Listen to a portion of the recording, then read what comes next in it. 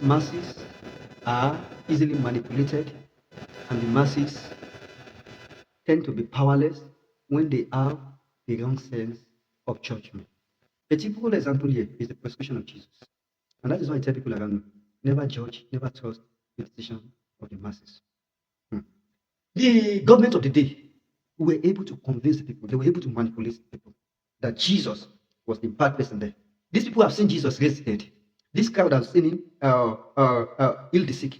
They've seen him open the eyes of the blind. They've seen all the good things Jesus went about it. They saw the good works of Jesus. But the government of the day was able to convince those people who saw Koro with their own eyes. They were still able to convince them that this Jesus is a bad person.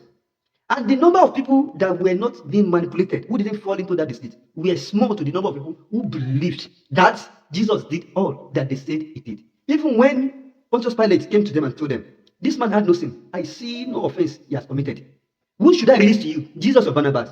Because their mind has been manipulated. So now, quote, it is not their fault. They were never faulty at this point. Because they have been manipulated, they agreed that they should release a thief that has been convicted. They should release it to them. And that is the power of the crowd. That is the power of the people. Olóòótọ́ ń gbà mí, a máa kú sípò ìkà.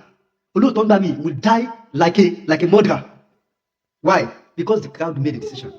The crowd had a wrong sense of judgment. They played pure politics for Jesus. Or play politics and clean from Jesus. And that's why Jesus will always say, our government is not of this world. Ìjọba wa kì í ṣe tayé. They were able to play that politics and they conquered in their own way. Jesus was not bothered because he knew that his government is not of this world. They manipulated the people who knew good to think that that good was bad. They were able to make them believe that white is black and black is white. And that is what we are going to experience in the next few months of election now. People will be manipulated, people will be deceived, people will be made to nail their own savior, to vote against someone who is going to help them. People will see the right way and they will decide that they won't pass through the right way, they want to pass the wrong way because it's not their fault, because they have been manipulated. And the power of the crowd revealed itself when they decided that Barnabas should be released to them in place of Jesus. And that is who the crowd is. That is what the masses is. Now, it is not that the masses are powerless, the masses are powerful. But the wrong sense of judgment, when it comes to stay, will now make you want to say, these masses, meanwhile, I will not be wrong sense of judgment, number one. And the second thing, why it tends to be like the masses are powerless, is manipulation.